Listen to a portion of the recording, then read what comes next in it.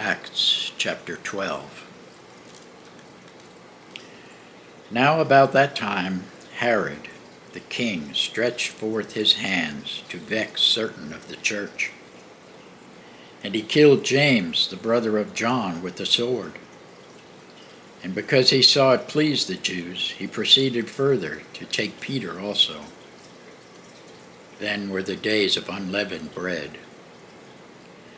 And when he had apprehended him, he put him in prison, and delivered him to 4 quaternions of soldiers to keep him, intending after Easter to bring him forth to the people.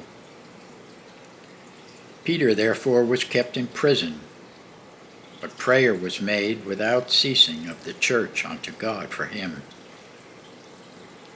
And when Herod would have brought him forth, the same night Peter was sleeping between 2 soldiers, bound with 2 chains, and the keepers before the door kept the prison. And behold, the angel of the Lord came upon him, and a light shined in the prison. And he smote Peter on the side, and raised him up, saying, Arise up quickly. And his chains fell off from his hands. And the angel said unto him, Gird thyself, and bind on thy sandals. And he did so. And so he did. And he saith unto him, Cast thy garment about thee, and follow me. And he went out and followed him, and wist not that it was true which was done by the angel, but thought he saw a vision. When they were past the first and the second ward, they came unto the iron gate that leadeth unto the city, which opened to them of his own accord. And they went out, and passed on through one street, and forthwith the angel departed from him. And when Peter was come to himself, he said, Now I know of a surety that the Lord hath sent his angel, and hath delivered me out of the hand of Herod, and from all the expectation of the people of the Jews.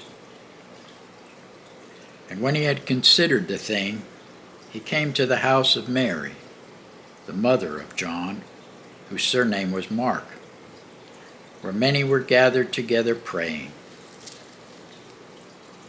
And as Peter knocked at the door of the gate, a damsel came to hearken, named Rhoda. And when she knew Peter's voice, she opened not the gate for gladness, but ran in, and told how Peter stood before the gate. And they said unto her, Thou art mad. But she constantly affirmed that it was even so.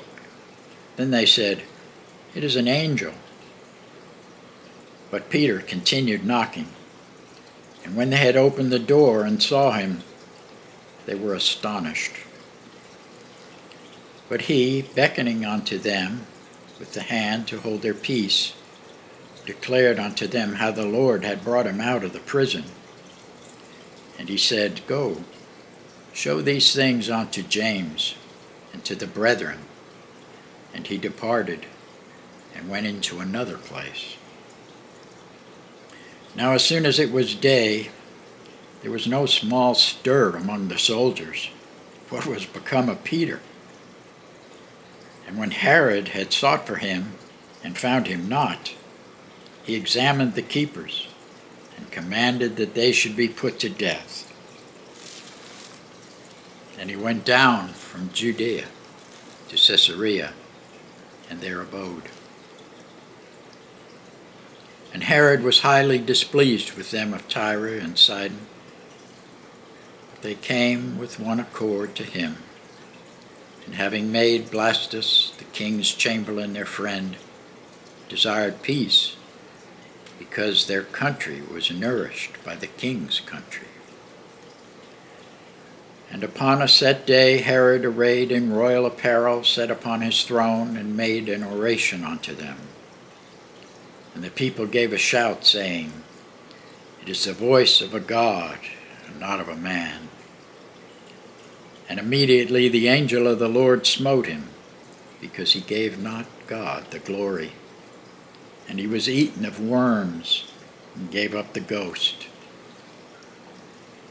But the word of God grew and multiplied, and Barnabas and Saul returned from Jerusalem when they had fulfilled their ministry, and took with them John, whose surname was Mark. Thanks be to God for his word.